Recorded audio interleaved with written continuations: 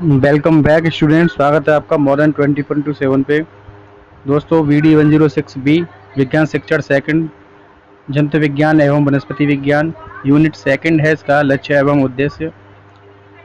दोस्तों ये अच्छी बात नहीं है, 2 दिन से मेरा एक भी सब्सक्राइबर नहीं बढ़ा है। बार बार आप लोगों से कहना पड़ता है चैनल को शेयर कीजिए, सब्सक्राइब कीजिए, ज़्यादा से ज़्यादा शेयर कीजिए।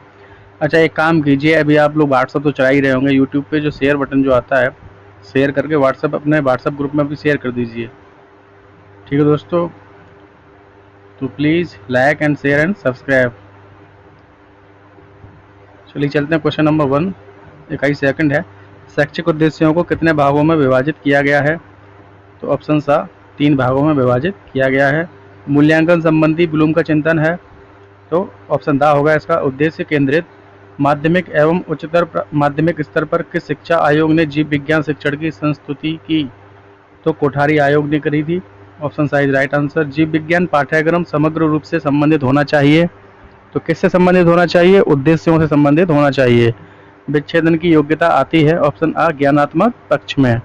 जीव विज्ञान शिक्षण के उद्देश्य हैं, तो क्या शिक्षण के उद्देश्य हैं? तो व्यवहारिकता, अनुशासनात्मक, सांस्कृतिक, उपयुक्त सभी जीव विज्ञान शिक्षण के उद्देश्य हैं। जीव विज्ञान शिक्षण में ब्लूम के ज्ञानात्मक स्तर से कौन सा पद संबंधित नहीं है? तो ज्ञान, बोध, अनुप्रयोग, ग्रहण करना, तो यानी कि ग्रहण करना संबंधित नहीं है ब्लूम के ज्ञानात्मक स्तर से। Question number 8। अनुमूल्यन की योग्यता आती है ऑप्शन सा भावात्मक पक्ष में। विज्ञान मस्तिष्क को तीक्ष्ण तथा तीव्र बनाने में उसी प्रकार कार्य करता है जैसे किसी औजार को तीक्ष्ण करने में काम आने वाला पत्थर। कथन किस विद्वान का है? तो ये कथन है हॉब्स का। विज्ञान तर्कसम्मत विचार, यथार्थ कथन और सत्य बोलने की सामर्थ्य प्रदान करता है। व्यर्थ की गप्पें, आडंबर, धोखा, छल कपट आदि सब कुछ उस मन का कहना है जिससे विज्ञान का प्रशिक्षण नहीं दिया जाता है। यह कथन किसका है? तो यह कथन है डटन का। ऑप्शन आ is right answer. Taxonomy of education objectives किसकी पुस्तक है? तो ये पुस्तक है डॉक्टर BS ब्लूम की। ज्ञानात्मक पक्ष के प्राप्य उद्देश्यों का वर्गीकरण किसने प्रस्तुत किया? तो ये प्रस्तुत किया डॉक्टर ब्लूम 1956 ने। ऑप्शन आ राइट आंसर होगा इसका। अब ये है भावात्मक पक्ष के प्राप्य उद्देश्यों का वर्गीकरण किसने किया? तो ये वर्गीकरण किया था क्रथवोल ने 1964 में। क्रियात्मक पक्ष के प्राप्य उद्देश्यों का वर्गीकरण किसने प्रस्तुत किया? तो ये प्रस्तुत किया सिम्पसन ने 1969 में। शैक्षिक उद्देश्यों का वर्गीकरण भाग है, किसका भाग है शैक्षिक उद्देश्यों का वर्गीकरण? तो ज्ञानात्मक उद्देश्य, भावात्मक उद्देश्य और क्रियात्मक उद्देश्य। ऑप्शन दा राइट आंसर होगा। डॉक्टर BS ब्लूम ने संज्ञानात्मक पक्ष के उद्देश्यों को कितने वर्गों में वर्गीकृत किया है? तो 6 वर्गों में वर्गीकृत किया है। निम्न में बोध का भाग है अनुवाद करना, व्याख्या करना और उल्लेख करना। उपयुक्त सभी राइट आंसर होगा। Question number 18। निम्न में उद्दीपन का स्तर है अनुकरण और बाह्य पुनरावृत्ति दोनों, इसका राइट आंसर होगा ऑप्शन सा। रॉबर्ट मेगर उपागम का प्रतिपादन किसने किया? तो ये किया था उत्पादन रॉबर्ट मेगर 1967। ऑप्शन बा सही होगा। मिलर उपागम का प्रतिपादन किसने किया? तो ऑप्शन बा रॉबर्ट मिलर 1962। ज्ञानात्मक और भावात्मक के उद्देश्यों से संबंधित है मेगर उपागम। ऑप्शन आ इज राइट। मिलर उपागम संबंधित है मनोशारीरिक उद्देश्यों से। ऑप्शन आ इज राइट है। फ्रायड के अनुसार असामान्य व्यवहार का मूल कारण है। ऑप्शन आ इज राइट आंसर आंशिक दमन। अन्वेषण विधि के प्रयोग करता है। ऑप्शन आ is right answer professor Armstrong. बालक के व्यवहार का भावात्मक पक्ष किस पर आधारित होता है? तो आधारित होता है मनोवृत्तियों पर, रुचियों पर और संवेगों पर। उपयुक्त सभी राइट आंसर होगा ऑप्शन द। ऐसी समस्त सामग्री जो कक्षा में या किसी भी शिक्षण परिस्थिति में लिखित या मौखिक शब्दों को समझने में मददगार होती है श्रव्य दृश्य सामग्री कहलाती है। किसका कथन है? तो ये कथन है डेंट का। परियोजना विधि किस पर आधारित होती है? तो अभ्यास पर, प्रभाव पर और तैयारी पर, सभी पर आधारित होती है। उपयुक्त सभी राइट आंसर होगा। प्रोजेक्ट यथार्थ जीवन का ही एक भाग है जो विद्यालय में प्रदान किया गया है। यह कथन किसका है? तो यह कथन है बेलर का। दोस्तों आप लोग इसके साथ थ्योरी वाले क्वेश्चन भी देखिए डिटेल में समझने के लिए, क्योंकि मैं OMR करा रहा हूँ तो आपको एक विकल्प ही बता पाऊंगा। उपचारात्मक शिक्षण के आयोजन के तहत किन किन तरीकों को स्वीकार किया जाता है? पर्यवेक्षित अध्ययन, कक्षा शिक्षण और सामूहिक ट्यूटोरियल शिक्षण। उपयुक्त सभी राइट आंसर। हर्ड एवं फिंदले के अनुसार विज्ञान शिक्षक में आपेक्षिक गुणों का अध्ययन कितने भागों में कर सकते हैं? तो 2 भागों में कर सकते हैं। इनमें कौन सी शिक्षण विधि नहीं है? तो टोली शिक्षण, ये शिक्षण विधि नहीं है। निगमन, आगमन और प्रयोगशाला विधि शिक्षण विधि है, टोली शिक्षण विधि नहीं है। Option D is right answer. सूक्ष्म शिक्षण का विकास हुआ था, तो ये हुआ था स्टैनफोर्ड विश्वविद्यालय में। ऑप्शन सा होगा इसका राइट आंसर।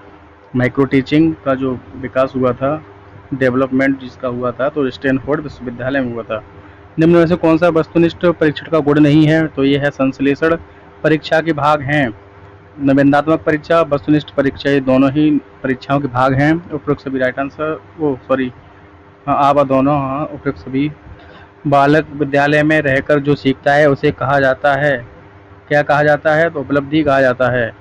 वस्तुनिष्ठ प्रश्नों में कितनी विधियां शामिल रहती हैं? तो वस्तुनिष्ठ प्रश्नों में 3 विधियां शामिल रहती हैं। विज्ञान शिक्षण का एक अत्यंत महत्वपूर्ण पक्ष है, तो क्या है अत्यंत महत्वपूर्ण पक्ष? इनको सुव्यवस्थित करना, विज्ञान के उपकरण एवं सामान का चुनाव करना, उनको प्राप्त करना व उनकी देखभाल करना। उपयुक्त सभी right answer. World science news कैसी पत्रिका है? तो ये है साप्ताहिक पत्रिका। टोली शिक्षण के पद हैं, ऑप्शन सा होगा मूल्यांकन नियोजन। विकासात्मक शिक्षण प्रतिमान का प्रतिपादन किसने प्रस्तुत किया? तो ये किया जीन पियाजे ने। माध्यमिक स्तर पर विज्ञान शिक्षण के उद्देश्य हैं, तो 3 उद्देश्य हैं। इनमें से कौन से विज्ञान क्लब के उद्देश्य हैं? उपयुक्त सभी विज्ञान क्लब के उद्देश्य हैं, जैसे कि वैज्ञानिक कार्य, छात्रों की निश्चय शक्ति, छात्रों के दैनिक जीवन के प्रति व्यापक दृष्टिकोण। इनमें कौन दैहिक अभिप्रेरक नहीं है? तो प्यास, नींद, भूख, ये सब दैहिक अभिप्रेरक हैं, यानी कि शरीर की आवश्यकताएं हैं, बट उपलब्धि नहीं है। अस्तित्ववाद का मूल्य है, तो व्यक्तिगत प्यार, चयन की स्वतंत्रता, व्यक्तिगत प्रतिष्ठा, अस्तित्ववाद के ये मूल्य हैं। ये उपयुक्त सभी। Option D is right answer. शाश्वत रूपों का सिद्धांत किसने प्रस्तुत किया था? तो ये प्रस्तुत किया था सुकरात ने। ऑप्शन आ इज राइट आंसर। भ्रमण योजना में क्या जरूरी है? तो भ्रमण योजना में जरूरी है प्रशासकीय पक्ष, यातायात के साधन का प्रबंध होना, शिक्षण संबंधी पक्ष। उपयुक्त सभी राइट आंसर होंगे। जैव विज्ञान शिक्षण में कौन से उपागम प्रमुख क्रिया करते हैं? विज्ञान क्लब, क्षेत्र भ्रमण, विद्यालय बागवानी। उपयुक्त सभी उपागम प्रमुख क्रिया करते हैं। सारे उपागम है जैव विज्ञान शिक्षण में क्रिया करते हैं। Option D is right answer. योजना विधि को किस मनोवैज्ञानिक ने प्रस्तुत किया था? तो ये किया था W.H. किलपैट्रिक ने। शिक्षण प्रक्रिया को रुचिकर बनाने में कौन सा शिक्षण सामग्री सहायक होती है? तो पत्र पत्रिकाएं, ऑडियो वीडियो, वैविध्यपूर्ण। तो ये वैविध्यपूर्ण इसका राइट आंसर होगा। शिक्षण विधियों एवं शिक्षण नीतियों में अंतर होता है। उद्देश्यों का व्याख्यान। प्रदर्शन विधि किससे संबंधित है? तो अनुदेशात्मक उपागम से संबंधित है। समाज की संस्कृति एवं सभ्यता के निर्माण व विकास में महत्वपूर्ण भूमिका निभाता है। तो कौन है वो? वह विज्ञान है। क्या है वो? विज्ञान है। जैविक जीवन के तहत प्रत्येक वैज्ञानिक हमेशा किस खोज में लगा रहता है? तो हमेशा सत्य की खोज में लगा रहता है। बेसिक शिक्षा योजना में किसने कहा कि शिक्षा एक प्रकार से बेरोजगारी के प्रति बीमा के रूप में होनी चाहिए? तो ये कहा था महात्मा गांधी जी ने। व्यावहारिक परिवर्तन में सम्मिलित किए जाते हैं ज्ञानात्मक, भावात्मक और क्रियात्मक पक्ष। उपयुक्त सभी राइट आंसर। ज्ञानात्मक उद्देश्य में सम्मिलित किया जा सकता है, तो उपयुक्त सभी होगा इसमें, जैसे कि प्राकृतिक क्रियाओं का ज्ञान, जंतु एवं वनस्पति के उद्गम तथा विकास का ज्ञान, जंतु एवं वनस्पति का ज्ञान व एक दूसरे पर निर्भरता। Option D is right answer. कौशलात्मक उद्देश्य में कौन से तथ्य सम्मिलित हैं? इसमें उपयुक्त सभी राइट आंसर होगा, जैसे कि समस्या का समाधान करना, रेखा चित्र खींचने की कुशलता प्राप्त करना, प्रेक्षण कुशलता प्राप्त करना। उपयुक्त सभी राइट आंसर। रुचि संबंधी उद्देश्यों के तथ्यों के बारे में बताइए। तो इसमें option D is right answer है, जैसे कि जैविक विज्ञान संबंधी विभिन्न रुचिकर क्रियाओं के संपादन में रुचि लेना, जैविक विज्ञान उद्यान या वाटिका के संगठन में मदद करना, जैव विज्ञान संबंधित पुस्तकें एवं साहित्य के अध्ययन में रुचि। उपयुक्त सभी राइट आंसर। Question number 59। शैक्षिक उद्देश्यों में भावात्मक पक्ष के संबंध में किसने वर्गीकरण प्रस्तुत किया था? तो ये किया था क्रंथ बॉल ने। ऑप्शन ब इज राइट आंसर। शैक्षिक उद्देश्यों में क्रियात्मक पक्ष के प्राप्य उद्देश्यों के संबंध में किसने वर्गीकरण प्रस्तुत किया था? तो ये किया था सिम्पसन ने। ऑप्शन ब इज राइट आंसर। कृतवाल के भावात्मक पक्ष का संबंध किससे होता है? तो ऑप्शन द सही, सारे सही होंगे इसमें, जैसे कि हृदय, आंतरिक भावनाओं और अनुभवों, इन सभी से संबंधित होता है कृतवाल के भावात्मक पक्ष का। तो सभी right answer option D is right answer. Simpson ने क्रियात्मक पक्ष का वर्गीकरण किस वर्ष किया था? तो ये किया था 1969 में। सिम्पसन का क्रियात्मक पक्ष संबंधित है अभ्यास और व्यवहारिक कार्य दोनों से संबंधित है। डॉक्टर ब्लूम ने व्यवहार के तीनों पक्षों का वर्गीकरण किस विश्वविद्यालय में किया था? शिकागो विश्वविद्यालय में किया था।